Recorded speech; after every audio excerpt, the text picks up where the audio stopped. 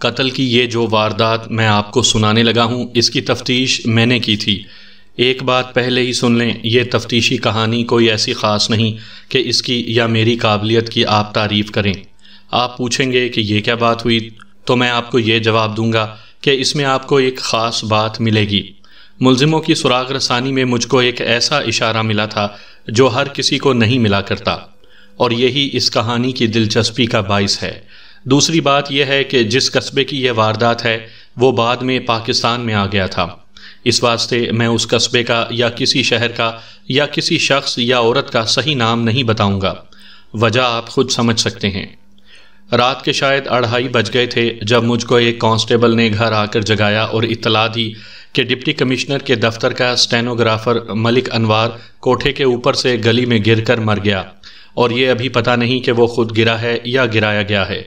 میں نے کانسٹیبل سے پوچھا کہ رپورٹ کرنے کون آیا ہے۔ کانسٹیبل نے بتایا 2 بزرگ سے آدمی آئے ہیں اور وہ کہتے ہیں کہ ملک انوار کو کوٹھے سے گرایا گیا ہے۔ وہ انگریزوں کی حکومت کا زمانہ تھا، حکم بہت ہی سخت تھا کہ کوئی تھانے دار معمولی سی واردات کی رپورٹ کو بھی نہیں ٹال سکتا تھا۔ رپورٹ فوراً سننی پڑتی تھی اور کارروائی بھی فوراً ہی کرنی پڑتی تھی۔ ایک تو اس وجہ سے میں فوراً تھانے جانے کے واسطے تیار ہو گیا، اور دوسری وجہ فوراً تیار ہونے کی یہ تھی کہ ملک انوار کو میں بہت اچھی طرح جانتا تھا اور اس کے ساتھ میری سلام دعا بھی تھی۔ وہ چونکہ ڈپٹی کمشنر کے دفتر میں اسٹینوگرافر تھا اور اس واسطے میں نے اس کے ساتھ بڑے اچھے تعلقات بنائے ہوئے تھے۔ مجھ کو یہ بھی معلوم تھا کہ 7-8 مہینے پہلے اس نے دوسری شادی کی تھی۔ اس کی عمر 40 سال سے 1 سال کم یا زیادہ تھی۔ اس کی پہلی بیوی ابھی زندہ اور سلامت تھی، لیکن اس بیوی سے ایک بھی بچہ پیدا نہ ہوا تو اس نے ایک نوجوان لڑکی کے ساتھ اولاد کی امید پر شادی کر لی تھی۔ میں سوچتا ہوا تھانے پہنچا کہ ملک انوار کو اگر کوٹھے سے گرایا گیا ہے تو یہ واردات پہلی بیوی نے کروائی ہوگی۔ پہلی بیوی نے اس واسطے کروائی ہوگی کہ اتنا عرصہ اکٹھے گزارنے کے بعد ملک انوار ایک نوجوان بیوی لے آیا تھا، اور اگر یہ واردات نئی بیوی نے کروائی ہوئی تو اس واسطے کروائی ہوگی کہ 40 سال عمر کے اس آدمی نے اس کو 9 عمری میں اپنی بیوی بنا لیا تھا۔ یہ لڑکی اس سے آزاد ہونا چاہتی ہوگی۔ میں تھانے گیا تو میرے دفتر میں 2 آدمی بیٹھے ہوئے تھے۔ تعارف ہوا تو پتہ چلا کہ ایک آدمی پہلی بیوی کا بڑا بھائی ہے اور دوسرا دوسری بیوی کا باپ ہے۔ یہ سب لوگ قصبے کے رہنے والے تھے، ان کے محلے الگ الگ تھے۔ ملک انوار الگ محلے میں مکان میں رہتا تھا۔ میں یہیں پر یہ بھی بتا دیتا ہوں کہ ڈپٹی کمشنر کا آفس ضلع کے شہر میں اسی قصبے سے صرف 18 میل دور تھا۔ ملک انوار علی علل صبح ریل گاڑی پر اس شہر کو جاتا تھا، شام سے پہلے بس پر واپس آ جاتا تھا۔ انہوں نے واردات اس طرح سنائی کہ تھوڑی دیر پہلے ان کو اطلاع ملی کہ ملک انوار کوٹھے سے گر پڑا ہے اور مر گیا ہے۔ یہ دونوں اور ان کے گھروں کے دوسرے افراد دوڑے دوڑے وہاں گئے تو وہاں ساتھ والی گلی میں لوگوں کا مجمع دیکھا۔ بات یہ ہوئی تھی کہ یہ دونوں عورتیں نیچے کمرے میں سوئی ہوئی تھیں۔ ملک انوار نئی بیوی کے کمرے میں تھا۔ بیوی کی آنکھ کھلی تو اس کو اس طرح آوازیں سنائی دیں جیسے چھت پر کوئی چل رہا ہے۔ آج کل تو لوگ مکان بنواتے ہیں تو چھتیں لینٹر کی بنتی ہیں، ان چھتوں پر کوئی تیز چلے یا ناچے کودے تو نیچے والوں کو ذرا ذرا آواز آتی ہے۔ اس زمانے میں چھتیں اس طرح بنتی تھی کہ نیچے لکڑی ہوتی اور اس کے اوپر مٹی ڈال دی جاتی اور اس کے اوپر لپائی ہوتی تھی۔ چھتیں آج بھی موجود ہیں، ان پر کوئی آہستہ آہستہ چلے تو بھی نیچے والوں کو پتہ چل جاتا ہے۔ ملک انوار کے مکان کی ساری چھتیں لکڑی اور مٹی والی تھیں۔ رات کی خاموشی میں بڑی ہلکی سی آواز بھی سنائی دیتی ہے۔ نئی بیوی نے ملک انوار کو جگا کر بتایا کہ اوپر کوئی آدمی چل رہا ہے۔ ملک انوار نے کان کھڑے کیے تو اس کو قدموں کی آواز سنائی دی۔ وہ اسی وقت اٹھا اور چھت پر چلا گیا۔ نئی بیوی نے پرانی بیوی کو بھی جگا دیا۔ دونوں بیویاں ڈرتی رہیں اور کمرے میں ہی بیٹھی رہیں۔ انہوں نے چھت پر اس طرح کی دھمک اور دھپ دھپ سنی جیسے چھت پر 2 آدمی لڑائی یا کشتی کر رہے ہوں۔ پھر چھت پر بالکل ہی خاموشی چھا گئی۔ 1-2 منٹ بعد دوڑتے ہوئے قدموں کی دھمک سنائی دی اور پھر خاموشی ہو گئی۔ دونوں بیویوں نے تھوڑی دیر انتظار کیا کہ ملک انوار نیچے آ جائے گا، لیکن وہ نہ آیا۔ ان بیویوں نے یہ ہمت کی کہ اوپر چلی گئیں، لیکن ملک انوار چھت پر نہیں تھا۔ چاندنی اتنی صاف تھی کہ ہر چیز ٹھیک ٹھاک نظر آتی تھی۔ دونوں بیویوں نے ادھر ادھر دیکھا لیکن ان کو اپنا خاوند نظر نہ آیا۔ مکان کے ایک پہلو پر پکی گلی تھی، ادھر فصیل بھی تھی، انہوں نے ویسے ہی فصیل کے اوپر سے نیچے دیکھا تو ان کو اپنا خاوند گلی میں پڑا ہوا نظر آیا۔ دونوں نے شور شرابہ کیا تو محلے کے لوگ پہنچ گئے۔ انہوں نے پیچھے جا کر دیکھا تو یہ خبر سنائی کہ ملک انوار مر گیا ہے۔ دونوں بیویوں نے اپنے اپنے گھروں کو اطلاع بھجوائی تو وہ سب لوگ آ گئے۔ یہ دونوں اشخاص جو رپورٹ کرنے آئے تھے ملک انوار کی لاش دیکھ آئے تھے۔ ان کو یقین ہو گیا تھا کہ ملک انوار مر گیا ہے۔ پھر یہ دونوں میرے پاس آ گئے۔ میں نے بڑی جلدی جملہ کاغذی کارروائی مکمل کی اور ایک ہیڈ کانسٹیبل بمائے 2 کانسٹیبل ساتھ لے کر چل پڑا۔ متعلقہ گھر دور نہیں تھا۔ میں 10 منٹ میں وہاں پہنچ گیا اور سب سے پہلے گلی میں جا کر لاش کو دیکھا۔ ہمارے پاس بڑے سائز کی 2 ٹارچیں تھیں۔ لاش ٹیڑھی میڑھی سی پڑی ہوئی تھی۔ میں نے اس کو سیدھا کیا تو سب سے پہلے میری نگاہ اس کے چہرے پر گئی۔ ماتھے پر جہاں سے بال شروع ہوتے ہیں وہاں سے جلد پھٹی ہوئی تھی۔ میں نے بال ہٹا کر دیکھا تو بالوں کے نیچے بھی جلد پھٹی ہوئی تھی اور مجھ کو یہ بھی شک ہوا کہ کھوپڑی کریک ہو گئی ہوگی۔ یہ زخم 3 انچ یا اس سے سوتر 2 سوتر لمبا ہوگا۔ لاش کا نظری معائنہ کیا تو دائیں ہاتھ کی الٹی طرف خراش کی طرح کا ایک زخم تھا۔ یہ بھی اس طرح تھا کہ جلد کٹ گئی تھی۔ اس نے پاجامہ اور قمیض پہنی ہوئی تھی۔ کپڑے ہٹا کر لاش کا جسم دیکھا، کہیں اور زخم نہیں تھا۔ سب سے پہلی چیز تو میں نے یہ دیکھی کہ سر کے زخم سے اور ہاتھ کے زخم سے بھی خون کا ایک قطرہ بھی نہیں نکلا تھا اور دونوں زخموں میں ذرا سی نمی تھی۔ تھانے دار یا پولیس کا کوئی کانسٹیبل ہی کیوں نہ ہو اور وہ دماغ کا کمزور ہی ہو، وہ فوراً سمجھ جاتا ہے کہ اس شخص کو پہلے کسی طرح قتل کیا گیا ہے اور لاش اوپر سے نیچے پھینکی گئی ہے۔ انسان مر جاتا ہے تو اس کا خون نہیں نکلتا۔ میں نے اوپر دیکھا، چھت خاصی اونچی تھی اور پھر منڈیر پر فصیل بھی کھڑی تھی جو اچھے قد کے آدمی کی چھاتی سے ذرا اوپر تک جاتی تھی۔ وہاں سے زندہ آدمی کو پھینکا جاتا تو بھی وہ مر جاتا، لیکن اس کے زخموں سے خون بہتا اور یہ خون زمین پر موجود ہوتا، پر وہاں تو خون کا ایک قطرہ بھی نہیں تھا۔ لاش کی برآمدگی کے بارے میں کاغذات تحریر کر کے ضروری گواہوں کے دستخط کروائے اور لاش ہیڈ کانسٹیبل کے سپرد کر کے کہا کہ پوسٹ مارٹم کے واسطے ہسپتال لے جائے۔ اس قصبے میں ایک سرکاری ہسپتال تھا جہاں لاشوں کا پوسٹ مارٹم بھی ہوا کرتا تھا۔ اس کے بعد میں نے ایک کانسٹیبل کو دوڑایا کہ وہ کھوجی کو جگا کر لے آئے۔ اس زمانے میں کھوجی کا تفتیش میں شامل ہونا لازمی سمجھا جاتا تھا اور اس سے ملزموں کا سراغ لگانے میں بڑی کارآمد مدد ملا کرتی تھی۔ اب تو کھوجی کا نام و نشان ہی نہیں رہا اور پولیس کھوجیوں کی ضرورت بھی نہیں سمجھتی۔ بات اصل میں یہ ہے کہ اب جرائم کے حالات بالکل ہی بدل گئے ہیں۔ اس زمانے میں حالات کچھ اور تھے جن کی بنیاد یہ تھی کہ قانون کی حفاظت کرنی ہے اور قانون کا احترام کرنا ہے اور واردات کی صورت میں قانون کے تمام تقاضے پورے کرنے ہیں۔ اس وقت مکا کا کوئی رواج نہیں تھا، نہ کوئی تھانے دار ایسی جرت کرتا تھا۔ چھوٹی چھوٹی وارداتوں میں یا 2 پارٹیوں کے لڑائی جھگڑے میں بعض تھانے دار کچھ نذرانہ وصول کر کے راضی نامہ کروا دیا کرتے تھے، لیکن قتل اور ڈکیتی اور اغوا وغیرہ جیسی سنگین وارداتوں کی تفتیش میں کسی تھانے دار کے واسطے ہیرا پھیری کی کوئی گنجائش نہیں تھی اور انگریز افسروں کا ڈنڈا ہر وقت سر پر موجود رہتا تھا۔ اگر مرنے والا ڈپٹی کمشنر کے دفتر کا اسٹینوگرافر نہ ہوتا اور اس کی جگہ کوئی غریب مزدور اور بھکاری ہوتا تو بھی میں اسی طرح دوڑتا پہنچتا اور پوری دیانتداری سے تفتیش کرتا۔ ملک انوار کے قتل کی تفتیش میں مجھ کو اور زیادہ چوکنا اور تیز اس وجہ سے ہونا تھا کہ ڈپٹی کمشنر پولیس کے واسطے موت کا فرشتہ ہوا کرتا تھا۔ ایک تو ڈپٹی کمشنر اور وہ بھی انگریز، اس سے تو ہم پولیس والے خوف کھایا کرتے تھے۔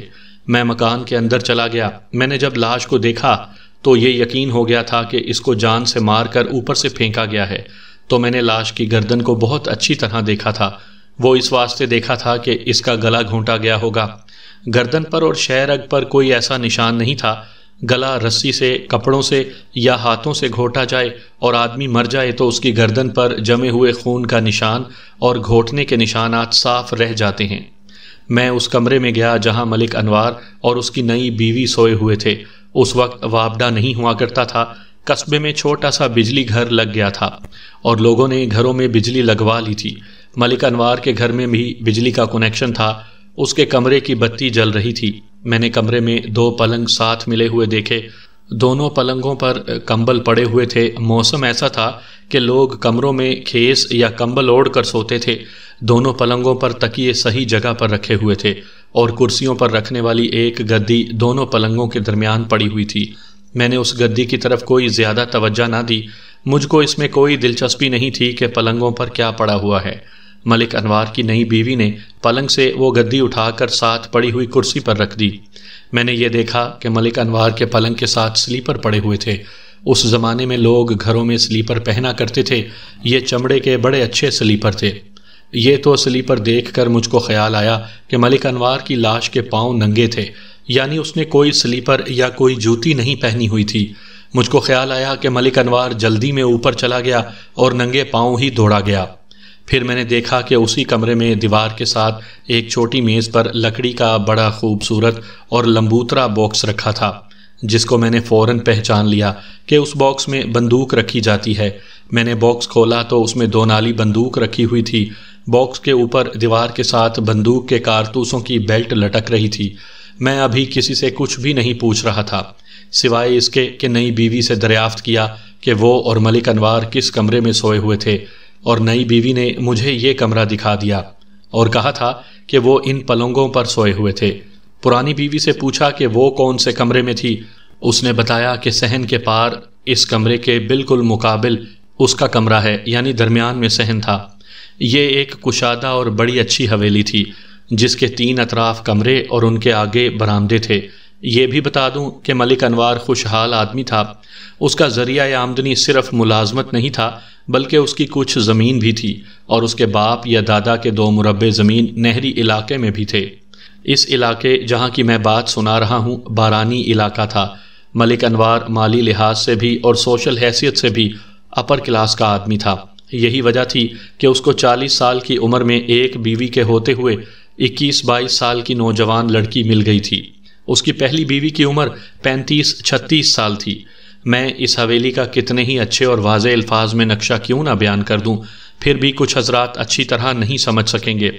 اتنا ذہن میں رکھ لیں کہ اس حویلی میں ایک طرف سیڑھیاں تھیں جو اوپر چھت پر جاتی تھیں، نیچے سیڑھیوں کا دروازہ تھا جو رات کو بند کر دیا جاتا تھا۔ میں نے صحن میں آ کر چاروں اطراف دیکھا تو مجھے ایک دیوار کے ساتھ بانسوں والی سیڑھی رکھی نظر آئی۔ وہ منڈیر سے تقریباً 1 گز نیچے تک رہتی تھی۔ میں نے پرانی بیوی سے پوچھا کہ یہ سیڑھی کیا ہر روز یہیں رہتی ہے؟ اس نے بتایا کہ یہ 2 دنوں سے یہاں رکھی ہوئی ہے، کوئی مانگ کر لے گیا تھا اور وہ واپس لایا تو یہیں رکھوا دی، ویسے یہ ڈیوڑی میں رکھی جاتی ہے۔ میں پکی سیڑھیوں سے چھت پر چلا گیا۔ ملک انوار کی دونوں بیویوں کو ساتھ رکھا، کسی اور کو اوپر نہ آنے دیا کیونکہ چھت پر کھرے دیکھنے تھے۔ اوپر جا کر دیکھا کہ جس چھت پر وہ آدمی چلتا سنائی دیا تھا اس کے ایک طرف ایک کمرہ تھا جو مقفل تھا۔ اس مکان کے پیچھے جگہ خالی تھی۔ میں یہ دیکھ رہا تھا کہ اوپر جس آدمی کے قدموں کی ہلکی ہلکی آہٹ سنائی دی تھی وہ کدھر سے اوپر آیا تھا۔ مکان کے پہلو پر وہ پکی گلی تھی جس میں ملک انوار کو گرایا گیا تھا۔ دوسرے پہلو پر ایک اور مکان تھا جس کی چھتیں اس مکان کی چھتوں کے ساتھ ملی ہوئی تھیں اور درمیان میں اونچی فصیل تھی۔ میرے پوچھنے پر دونوں بیویوں نے بتایا کہ ساتھ والے مکان میں ایک اسکول ماسٹر رہتا ہے۔ میرا دوسرا سوال یہ تھا کہ اس کی اولاد کیا ہے۔ مجھ کو بتایا گیا کہ ماسٹر ادھیڑ عمر ہے اور اس کی 2 بیٹیاں ہیں اور 2 بیٹے چھوٹے ہیں۔ میں نے دراصل یہ دریافت کرنا تھا کہ ماسٹر کا کوئی بیٹا جوان ہوگا اور وہ کسی بری نیت سے ادھر آیا ہوگا، لیکن اس مکان میں کوئی جوان بیٹا نہیں تھا۔ اس مکان سے پرے ایسی ہی ایک اور گلی تھی جیسی ملک انوار کے مکان کے پہلو پر تھی اور جس میں وہ گرا تھا۔ ماسٹر کے مکان کے پیچھے جگہ خالی تھی۔ میں نے ادھر جا کر دیکھا، کچھ ملبہ سا پڑا ہوا تھا لیکن اتنا اونچا نہیں تھا کہ کوئی ادھر سے چڑھ کر ادھر آ گیا ہو۔ مختصر بات یہ کہ اس مکان پر کسی طرف سے بھی چڑھنے کی سہولت میسر نہیں تھی۔ ماسٹر کے مکان کے پچھواڑے پڑے ہوئے ملبے کے ساتھ کوئی چھوٹی سیڑھی رکھ کر اوپر آ سکتا تھا۔ میں اس چھت پر اکیلا گیا جس چھت پر اس آدمی کے قدموں کی آہٹ سنائی دی تھی۔ ٹارچ کی روشنی میں کھرے دیکھنے کی کوشش کی لیکن کچھ سمجھ نہ آئی۔ کھرے دھوپ میں زیادہ اچھی طرح دیکھے جا سکتے ہیں۔ چھت پر لپائی کی ہوئی تھی لیکن لپائی پرانی تھی۔ تازہ لپائی پر کھرے نظر نہیں آ سکتے کیونکہ یہ پکی ہوتی ہے۔ میں جو لپائی دیکھ رہا تھا وہ نرم سی ہو گئی تھی اور مجھ کو یہ تو نظر آ ہی رہا تھا کہ کچھ نشان ہیں۔ مجھ کو کھوجی کا انتظار کرنا تھا اور شاید کھوجی آ ہی گیا تھا۔ فجر کی اذان ہو چکی تھی اور میں نے صبح کی روشنی کا اور پھر دھوپ کا انتظار کرنا تھا۔ میں ویسے ہی چھت کے کنارے کنارے ٹہلتا رہا، درمیان میں جانے سے اس لیے پرہیز کر رہا تھا کہ میرے پاؤں کے نیچے کھرے مسخ ہو جائیں گے۔ دراصل میں کچھ سوچ رہا تھا۔ سوچ یہ تھی کہ اگر کوئی آدمی اوپر آیا تھا تو اس کے آنے کا مقصد کیا تھا؟ کیا وہ نیچے جانا چاہتا تھا؟ کیا اس کا ارادہ چوری کا تھا؟ پھر یہ سوال بھی اٹھا کہ وہ اگر اسکول ماسٹر کے پچھواڑے سے چڑھ کر آیا تھا تو وہ سیڑھیوں کے قریب سے گزر کر اس چھت پر کیوں چلا گیا؟ پھر یہ سوچ آئی کہ چاندنی بڑی صاف تھی، اس نے اوپر سے صحن میں ضرور دیکھا ہوگا۔ کیا اس کو ایک دیوار کے ساتھ لگی ہوئی سیڑھی نظر نہیں آئی تھی؟ اس کو اگر معلوم تھا کہ سیڑھیوں کا دروازہ دوسری طرف سے بند ہے تو وہ بانس کی سیڑھی سے نیچے آ سکتا تھا۔ وہ کیوں نہیں آیا؟ ایک اور بات ذہن میں رکھ لیں، اس زمانے میں جرائم پیشہ لوگ پیشے کے طور پر جرم کیا کرتے تھے۔ اگر کوئی جیب تراش تھا تو وہ صرف جیب تراشی ہی کیا کرتا تھا، چور صرف چوری کرتے تھے، نقب لگانے والے صرف نقب ہی لگایا کرتے تھے۔ ایسے ہی ڈاکو تھے اور راہزن تھے، اور ہر ایک کا اپنا اپنا ایک طریقہ کار تھا۔ آج کل تو یہ حال ہے کہ پہلے مکا کر لیا جاتا ہے اور اس کے بعد واردات کی جاتی ہے۔ دن دہاڑے گھروں میں گھس کر گھر لوٹ لیا جاتا ہے، کوئی ہلے یا بولے تو اس کو گولی مار دی جاتی ہے۔ آج کل کوئی بھی آدمی جرائم پیشہ نہ ہونے کے باوجود جرم کر سکتا ہے۔ اگر آپ کسی اعلیٰ افسر کے بیٹے ہیں اور پھر علاقہ تھانے دار کے ساتھ آپ کا رابطہ ہے تو آپ جیسی بھی واردات کرنا چاہیں کر سکتے ہیں۔ جرائم پیشہ کلاس تو ختم ہی ہو گئی ہے۔ میں جس وقت کی بات کر رہا ہوں اور جس واردات کا قصہ سنا رہا ہوں، یہ کسی جرائم پیشہ آدمی کی نہیں لگتی تھی۔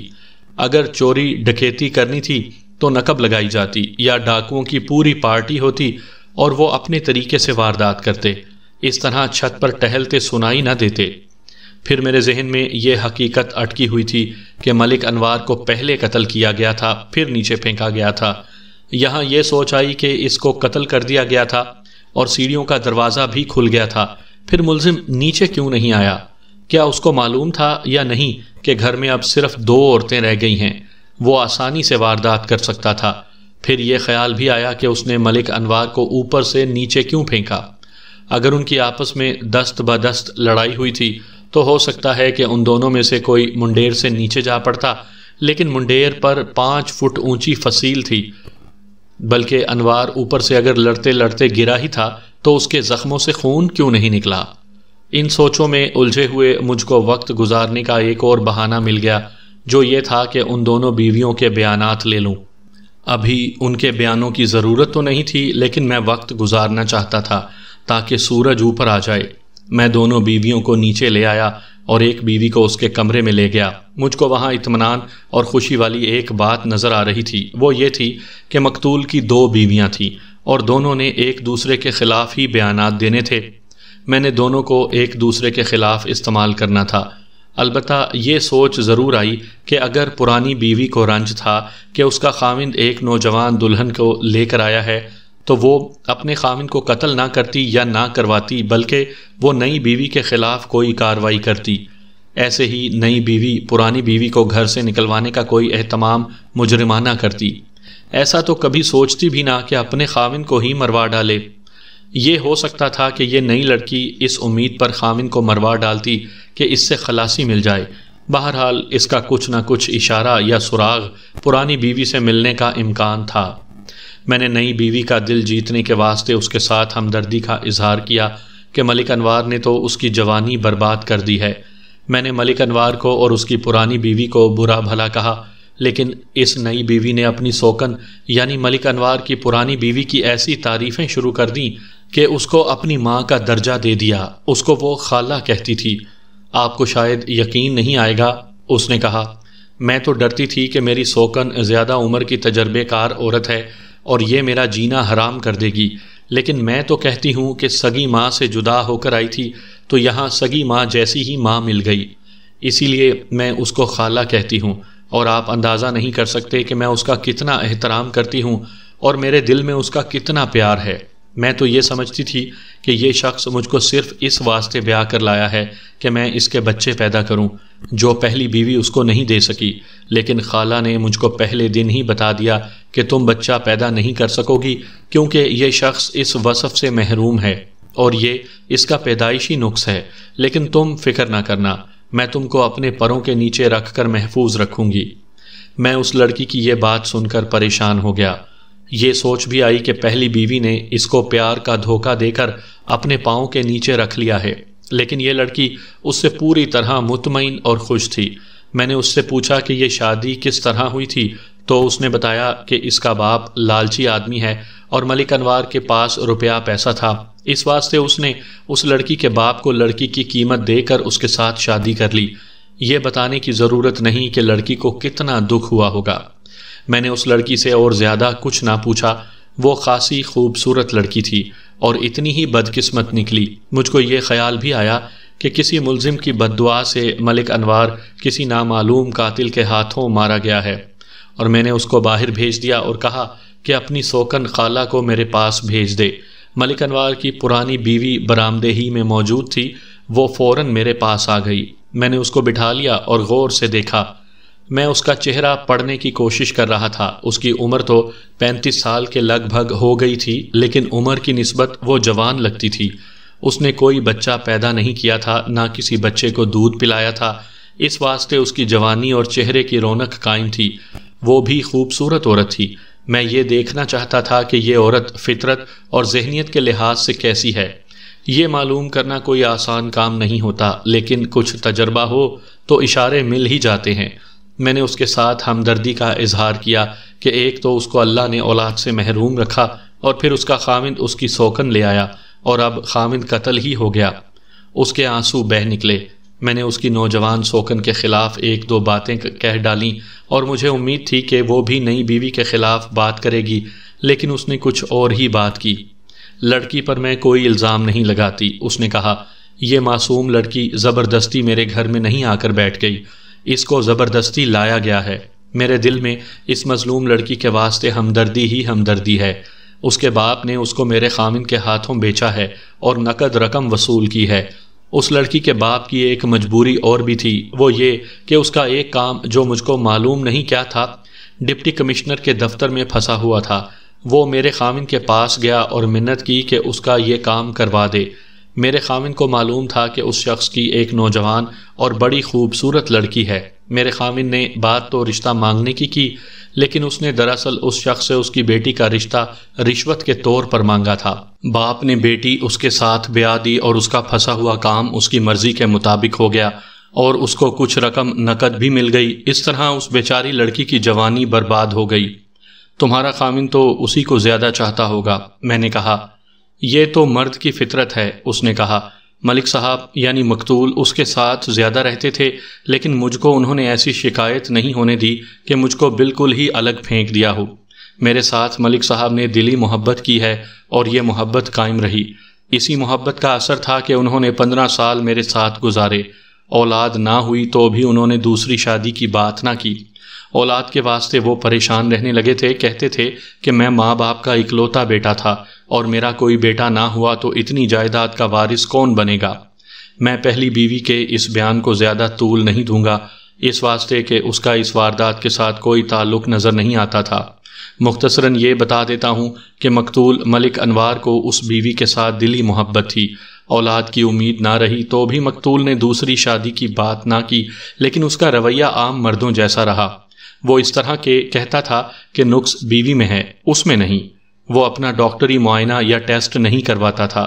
اس کی بیوی نے بتایا کہ اس کو پتہ لگ گیا تھا کہ خامند نے 2-3 ڈاکٹروں سے ٹیسٹ کروایا تھا اور انہوں نے اس کو کہا تھا کہ اس میں قدرت نے اولاد پیدا کرنے والے جرثومے رکھے ہی نہیں، پھر بھی وہ چوری چھپے دوائیاں کھاتا رہتا تھا۔ یہ بات پرانی بیوی کے بھائیوں کو معلوم ہو گئی تھی، لیکن مقتول یہی کہتا تھا کہ بیوی میں نقص ہے۔ اولاد کے واسطے اس نے بہت جتن کیے اور بہت دور دور کے مزاروں اور زیارتوں پر گیا اور عاملوں وغیرہ کے پاس بھی پیسہ برباد کیا، لیکن اس نعمت سے اللہ نے اس کو محروم رکھا تھا۔ وہ نعمت اس کو کوئی بندہ تو دے نہیں سکتا تھا۔ 2-3 سال پہلے کی بات ہے کہ مقتول ملک انوار نے اپنی بیوی کو یہ کہنا شروع کر دیا تھا کہ وہ اولاد کی خاطر دوسری شادی کرنا چاہتا ہے۔ وہ بیوی سے اجازت مانگتا تھا، حالانکہ اس وقت بیوی کی اجازت کی ضرورت والا قانون نہیں بنا تھا۔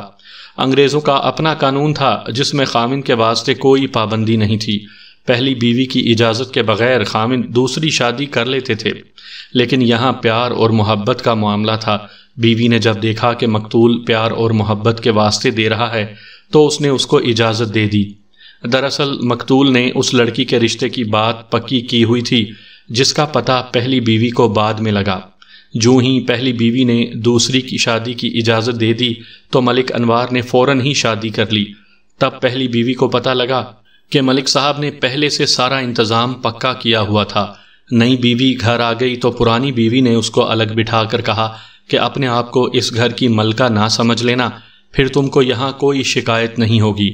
میں آپ کو سچی بات بتاتی ہوں، پرانی بیوی نے مجھے بیان دیتے ہوئے کہا، میں نے اس لڑکی کو گلے لگا لیا۔ میں عورت ہوں اور عورت کے دل کی بات کو کوئی عورت ہی ٹھیک طرح سمجھ سکتی ہے۔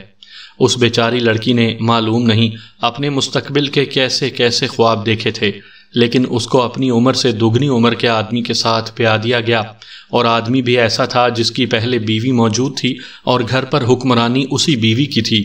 یہ لڑکی بیچاری تو دن رات روتی تھی اور میں اس کو بہلاتی تھی۔ یہ بات تو میں نے اس کو پہلے دن ہی کہہ دی تھی کہ اس کا کوئی بچہ پیدا نہیں ہوگا اور یہ مایوسی بھی اس کو برداشت کرنی پڑے گی۔ یہ لڑکی تمہارے قریب ہی رہنے والی ہے۔ میں نے کہا، تمہیں معلوم ہوگا کہ اس لڑکی کا کہیں رشتہ کیا ہوا ہوگا، یا پھر یہ لڑکی کسی کو چاہتی ہوگی اور ہو سکتا ہے کسی سے اس کی میل ملاقات بھی ہوتی ہو۔ بالکل نہیں، پہلی بیوی نے کہا، یہ بڑی شریف لڑکی ہے، اس کا رشتہ کہیں بھی طے نہیں ہوا تھا، اور دوسری بات یہ کہ اس کی اپنی کوئی پسند ہوگی، یہ میں جانتی ہوں کہ ایسی کوئی بات نہیں۔ بڑی پاک صاف اور اچھے چال چلن والی لڑکی ہے، اس پر ایسا کوئی شک نہ کریں۔ میں اس عورت کی یہ باتیں سن کر پریشان تو ہوا، لیکن حیران بہت ہوا، جس کی وجہ یہ تھی کہ ایک سوکن اپنی سوکن کی تعریف اور حمایت کر رہی تھی۔ عام طور پر پہلی بیویاں اور دوسری بیویوں کو اپنی دشمن سمجھتی ہیں، اور ایسی وارداتیں بھی میرے پاس آئیں کہ پہلی بیوی نے نئی بیوی کو زہر دے دیا، لیکن یہاں تو معاملہ ہی الٹ تھا۔ میری ایک بات سن لو، میں نے کہا، اوپر چھت پر جو کوئی بھی آیا تھا وہ چوری ڈاکے کی نیت سے نہیں آیا تھا، اس نے تمہارے خامند کو قتل کرنا تھا اور کر کے چلا گیا۔ یہ تم ہی بتا سکتی ہو کہ اس کا دشمن کون تھا۔ ملک صاحب کا کوئی دشمن نہیں تھا، اس نے جواب دیا۔ آپ کسی سے بھی پوچھ لیں، وہ ملک صاحب کے اخلاق کی تعریف کرے گا۔ لوگوں کے کام جو ان کے دفتروں میں پھنسے رہتے تھے ملک صاحب پوری دلچسپی سے خود کروا دیا کرتے تھے، اور انہوں نے رشوت کا کبھی ایک پیسہ قبول تک نہیں کیا۔ ایک نوجوان لڑکی کے ساتھ شادی کر لینے سے ملک صاحب کے خلاف کچھ باتیں تو ضرور ہوئی تھیں، لیکن ملک صاحب کی صرف یہ ضرورت تھی کہ زیادہ نہیں اللہ ایک بیٹا دے دے۔ انہوں نے دوسری شادی عیاشی کی خاطر نہیں کی تھی۔ سورج اوپر آ گیا تھا اور کھوجی کو آئے ہوئے بہت دیر ہو گئی تھی۔ میں نے کھوجی کو ساتھ لیا اور چھت پر چلا گیا۔ سب سے پہلے وہ چھت دیکھی جس پر کوئی چل رہا تھا اور اس کی ہلکی ہلکی آہٹ نیچے سنائی دی تھی۔ نئی بیوی نے یہ بھی بتایا تھا کہ چھت پر لڑائی کی آوازیں بھی آئی تھیں۔ میں نے اور کھوجی نے چھت کے ایک کونے سے لے کر دوسرے کونے تک دیکھا۔ دوسرے کونے تک جانے کا مطلب یہ تھا کہ وہاں سے مقتول کو نیچے پھینکا گیا تھا۔ سب سے پہلی بات یہ نوٹ کر لیں کہ وہاں لڑائی کا اور گتھم گتھا ہونے کا کوئی نشان نہیں تھا۔ ذرا تصور میں لائیں کہ دو آدمی گتھم گتھا ہو رہے ہیں اور وہ زندگی اور موت کی لڑائی لڑ رہے ہیں۔ ان کے پاؤں کے نیچے کی زمین جگہ جگہ سے اکھڑنی چاہیے۔ چھت پر لپائی تھی جو پرانی ہو گئی تھی۔ ہاں، ایسا کوئی نشان نظر نہ آیا جہاں سے مقتول نیچے پھینکا گیا تھا۔ وہاں پرنالہ تھا، وہاں تو لپائی اور ہی زیادہ کمزور تھی۔ وہاں کھرے تھے لیکن آپس میں گڈمڈ ہو گئے تھے۔ کھوجی نے یہ رائے دی کہ 2 یا 3 یا ہو سکتا ہے 4 آدمی ہوں جو اکٹھے چلتے ہوئے سیڑھیوں کی طرف سے پرنالے تک گئے اور پھر وہاں سے واپس آ گئے۔ اس نے مجھ کو ایک نشان دکھایا۔